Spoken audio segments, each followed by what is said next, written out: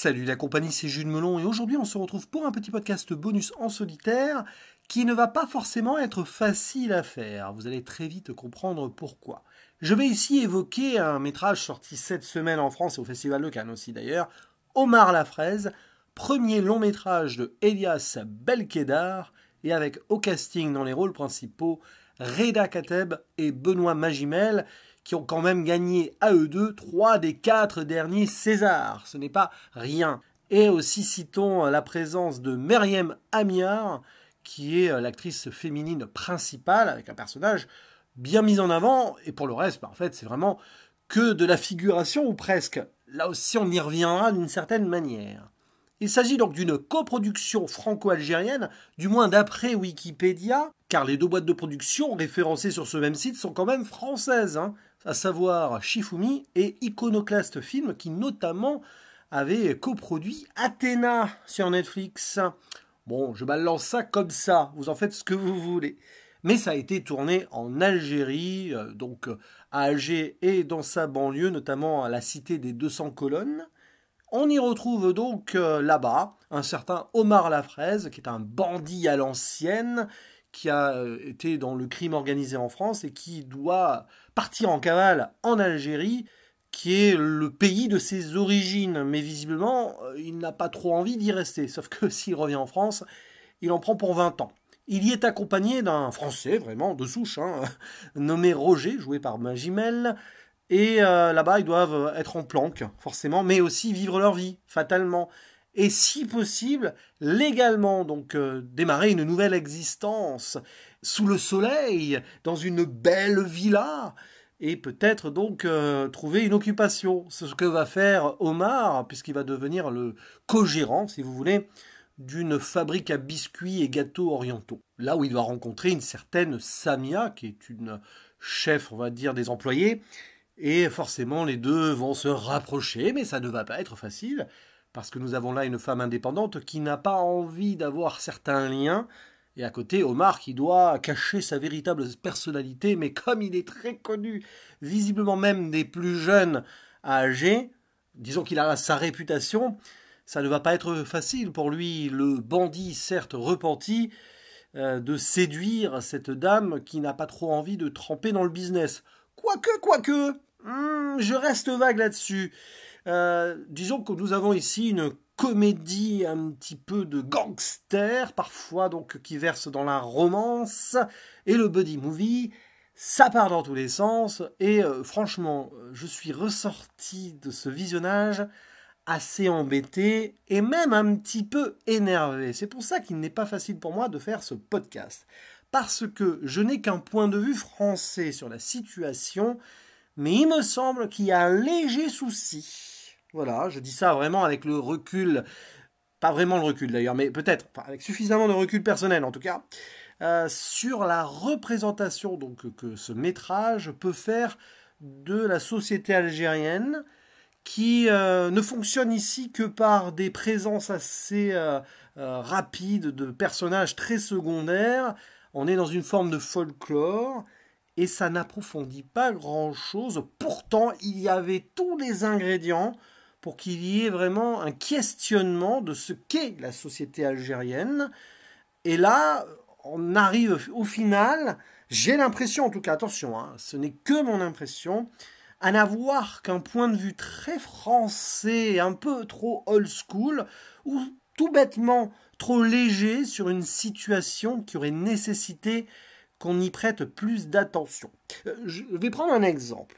Nous avons à un moment, plusieurs scènes d'ailleurs, mais quand même, l'intervention de la jeunesse algérienne dans cette cité très pauvre. On le sent, c'est filmé de loin, on comprend que c'est quand même un endroit pas loin d'être une forme de cité dortoir, c'est pas joyeux, et donc on a des gamins qui survivent, bon an mal an, par des petits trafics, ils créent même des armes, oui, pour peut-être eux-mêmes devenir des bandits, braquer des stations-service. D'ailleurs, il y a une scène en ce sens qui va être filmée d'un point de vue très léger, là aussi. Ça me pose un léger problème. Non, pour le coup, il n'est pas léger, là, le problème, mais presque avec la bienveillance du personnage de Reda Kateb qui regarde là, presque ému à voir cette jeunesse qui suis un petit peu son exemple. Et cette jeunesse-là, en fait, elle n'est caractérisée que, bon, par sa pauvreté, oui, et par ce besoin de survivre par des moyens moyennement légaux. Et c'est pratiquement tout, sauf sur la dernière scène, où on tente un truc comme ça, sorti du chapeau, avec un beau coucher de soleil, et on essaye presque de dédramatiser, même d'excuser certaines choses, par cette toute fin. Car auparavant le film ne fait que collectionner quelques stéréotypes. Alors je ne pense pas que ce soit méchant, mais d'un point de vue extérieur comme ça, parfois, c'est un petit peu dans le malaise. Moi, j'ai été gêné à certains moments, et pourtant, je connais mal la société algérienne. Je dirais même que je ne connais pas le cinéma algérien, tout simplement. Parce que là, c'est franco-algérien, oui, mais le réalisateur est né dans la région parisienne, il est accompagné de 2 scénaristes français, notamment Thomas Bidegain, qui a beaucoup travaillé avec Jacques Audiard, notamment sur Un prophète. Il a reçu le César du meilleur scénario pour cela. Et Jérôme Pira, lui, c'est quelqu'un qui est spécialiste en crime organisé. Donc je pense que juste il a documenté pour que ce soit crédible. Et encore là-dessus, franchement, bon, bref.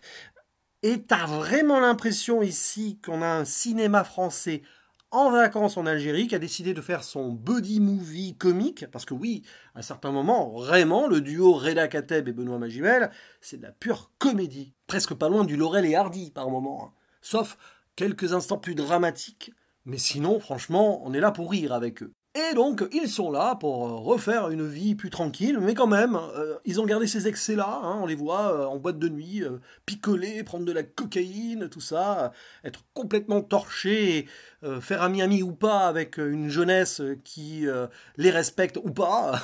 Après, là, justement, ça reste très vague, comme le film l'est de toute façon, pratiquement de A à Z. Et ça peut être malsain par moments. Surtout, alors, si moi je ressens cela, que peut penser par exemple un Algérien qui connaît son pays, donc fatalement, et qui voit cela? Alors, moi je suis tombé sur un article que l'ami Samir de la chaîne Microciné a partagé, d'un critique algérien qui était très mécontent. Moi personnellement, je ne vais pas aller jusque-là, je suis plus que mitigé, disons, mais j'ai surtout l'impression, en fait, que le film n'arrive pas à arrêter un point de vue, n'arrive pas à prendre le sujet à bras-le-corps. En gros, ce film rate le coche et n'arrive pas à dresser le portrait social profond des lieux qu'il filme et même des personnages qu'il filme, probablement des gens amateurs pour la plupart. Et il y avait la nécessité d'aller plus loin. Parce que vous allez me dire, oui, mais on n'est pas obligé, après tout, c'est une sorte de comédie de gangster, ça peut partir dans tous les sens. Ah ouais, peut-être. Mais la façon dont le scénario est écrit, puisqu'il nous amène, on va dire, dans les endroits les plus pauvres d'Alger, enfin de sa banlieue, et nous questionne justement comment la jeunesse survit ou pas. Pourquoi le personnage de Samia, donc le seul personnage féminin du film, tout simplement, est aussi indépendante et elle essaye de se battre et tout. On essaye de gratter cela vite fait, mais non. Après, on en retourne soit sur le plan donc de la romance, soit sur la comédie, ou plutôt la violence pure de certains actes, qui ramènent du coup évidemment le destin d'Omar, qui était un petit peu un personnage en quête de ses origines pour être réhabilité, mais qui en fait n'a que la nostalgie de ce qu'il a vécu en France. En gros, ici, on a quelqu'un qui est algérien d'origine, mais qui a la nostalgie d'être français. Vous voyez un petit peu ce que je veux dire. Mais ça, son personnage est dressé ainsi, pourquoi pas. D'ailleurs, il refuse de parler autre chose que le français pendant la plupart du métrage, alors que le personnage de Benoît Magimel, qui s'appelle Roger, lui, fait l'effort de parler une langue plus locale. C'est quand même le paradoxe. Mais derrière, on n'en fait pas grand-chose, si ce n'est donc le faire encore tremper dans certains coups, et surtout le faire tomber amoureux, etc. Donc c'est pris par-dessus la jambe, tout simplement. Je ne suis pas en train d'accuser Omar Lafraise d'être un film raciste, attention, allez, je sors le mot. Non, je ne suis pas en train de dire ça parce que je ne peux pas le dire. Je n'ai pas assez de contexte, je ne suis pas assez connaisseur de la situation. Mais c'est le ressenti que ça m'a donné. C'est ça le problème. Et ce film, pour moi, il ne va nulle part parce qu'il collectionne beaucoup de choses. Alors oui, il y a des trucs sympas. Et je suis désolé, ça paraît être, oui, clairement, un podcast à charge, je l'avoue, et je le fais rarement, parce que oui, c'est bien filmé, oui, les acteurs, actrices sont très bons. D'ailleurs, vraiment une belle révélation pour moi, hein, Myriam Amiard. Les enfants qu'on voit aussi sont à fond dans le truc, on voit que ça s'amuse. Il y a des scènes qui sont poignantes, il y a des scènes qui sont drôles. Ok, mais prises comme ça, c'est des patchwork. Au final, mis bout à bout, le film, il n'arrive pas à raconter, à questionner la situation comme il faut. Pire même, il finit sur un truc très étrange. D'ailleurs, il commence bizarrement aussi, avec une sorte de scène d'action, pas forcément très lisible d'ailleurs, mais bon, passons. Et à la fin de celle-ci, la caméra se tourne vers une vieille dame assise là, peut-être une mendiante, qui dit « Bienvenue en Algérie », paf, le titre apparaît, et là tu te dis « Oula, ah, ouais, bon ». T'as l'impression que ça commence comme une fausse parodie, et puis t'arrives donc à ce final qui est presque trop doux et trop feel good par rapport à ce qu'on a eu avant, oui, et qui est presque là en mode bon, on ne vous a pas vraiment dit les choses, mais regardez, il y a cette fin, vous en faites ce que vous voulez, on se dédouane. Voilà, donc je suis assez embêté de faire ce podcast ainsi, mais attention, déjà ce n'est que mon avis et je ne le condamne pas ultimement pour autant, je ne vais pas lui prêter des intentions autre que ce que j'ai pu ressentir. Et justement, le fait est que je n'ai pas réussi à capter l'intention derrière. Bah, je ne fais que questionner les choses. Et peut-être que c'est à vous en commentaire. Déjà, si vous avez apprécié le film, vraiment, n'hésitez pas à dire pourquoi. Et j'invite aussi les personnes algériennes qui ont vu le film, qui ont aimé ou pas d'ailleurs. Ça serait intéressant d'avoir les deux avis différents de personnes qui connaissent les lieux, la société, et qui ont vu les choses de façon diverse. Voilà, parce que peut-être que je fais complètement fausse route, peut-être que ça représente très bien, peut-être qu'au final il y a une vraie profondeur, il y a un vrai message, il y a une allégorie quelque part qui m'a peut-être échappé, peut-être. Mais bon là, sur le ressenti que j'en ai là, et je sais que je ne suis pas le seul, j'ai quelques soucis avec ce homard à la fraise.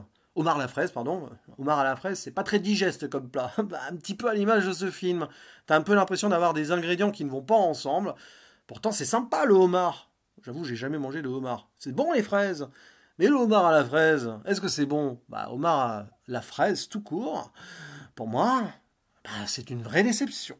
N'hésitez pas donc à dire en commentaire ce que vous en pensez. Il ne me reste plus qu'à vous dire à la prochaine. Ciao.